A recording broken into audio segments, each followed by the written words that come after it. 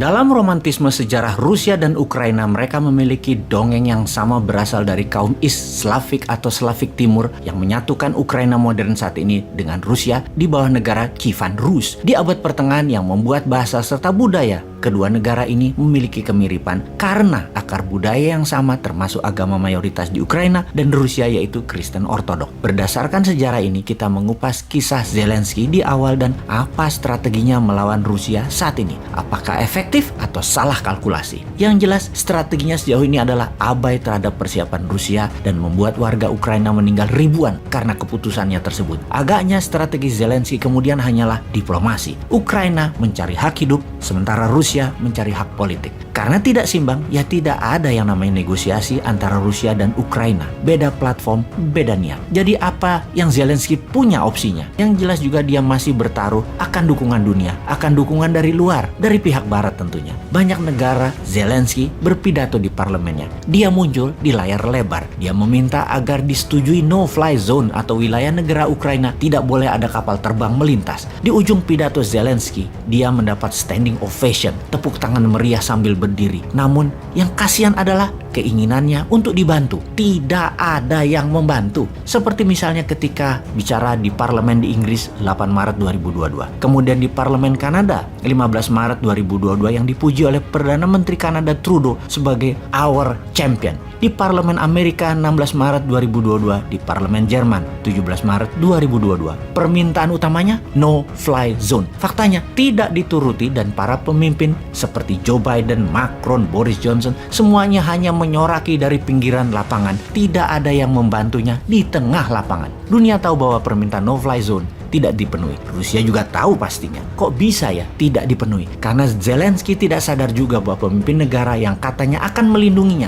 tidak memenuhi permintaannya. Sepertinya ada dua kemungkinan mengapa tidak dituruti. Nomor satu adalah secara politik dunia, Zelensky kurang berpengalaman. Dia tidak paham NATO dan tidak paham maunya pemimpin sekutu barat. Walaupun dalam pidatonya dia menunjukkan kekejaman Rusia menyerang penduduk sipil, diharapkan memancing sisi kemanusiaan para anggota parlemen di negara barat dan negara pemimpin sekutu tersebut. Ternyata di mata politikus semua rasa kemanusiaan itu tidak ada. Kemungkinan kedua adalah ketidaktahuan Zelensky terhadap Rusia dan pengaruh Rusia terhadap sekutu barat. Yang kalau permintaan Zelensky dituruti sekutu barat, ambiar itu Eropa Barat. Seperti gas Eropa Barat jadi nol dan harga minyak dunia jadi $150 per barel. Dengan itu semua, apakah sebaiknya Zelensky menyerah kepada maunya Rusia? Mungkin membuat hal ini, membuat Ukraina lebih baik. Kita lihat apa maunya Putin pada Desember 2021, yaitu Ukraina netral terhadap NATO, menyetop ekspansi NATO ke arah timur, dan meminta NATO mengurangi senjata-senjata di negara Eropa Timur, di mana Joe Biden menolak mentah permintaan Putin itu. Maret 2022, permintaan Putin menjadi 1.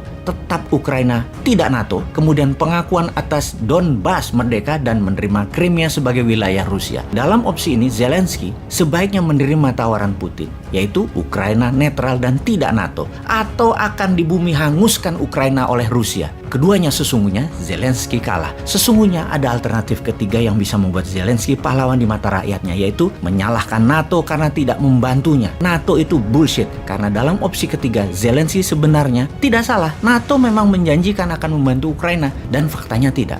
Sungguh, ketika diperlukan, NATO tidak bertindak apa-apa. Jadi sebaiknya ikuti maunya Rusia. Ukraina netral tidak join NATO, Zelensky menyerah. Presiden baru Ukraina dipilih yang taat pada Moskow. Atau tetap Zelensky, namun taat pada Moskow. Rusia maunya satu, tetap berperang sampai Zelensky kalah, baru bicara politik. Jadi perang diutamakan, baru politik. Dari fakta ini semua, agaknya Zelensky salah kalkulasi. Terlalu naif melihat geopolitik dunia, dan karena itu hilang bisa negaranya. Sebuah pelajaran bernegara yang berharga bagi kita. Pelajaran kenaifan bernegara kelas dunia yang diabaikan bisa menjadikan sebuah negara tidak berdaulat. Untuk itu, semoga Indonesia paham.